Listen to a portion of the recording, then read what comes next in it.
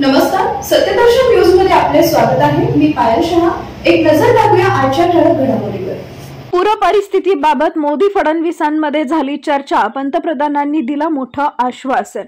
पंतप्रधान नरेंद्र मोदी आणि मुख्यमंत्री देवेंद्र फडणवीस यांच्यात महाराष्ट्रातील पूर परिस्थितीवर तासभर चर्चा झाली।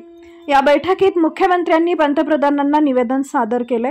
त्यात राष्ट्रीय आपत्कालीन प्रतिसाद दलाच्या NDRF माध्यमातून भरीव निधीची मागणी करण्यात आली आहे। पंतप्रधानांनी राज्याला आवश्यक ती मदत करण्याचं आश्वासन दिलं असल्याचं मुख्यमंत्री देवेंद्र फडणवीस यांनी सांगितले।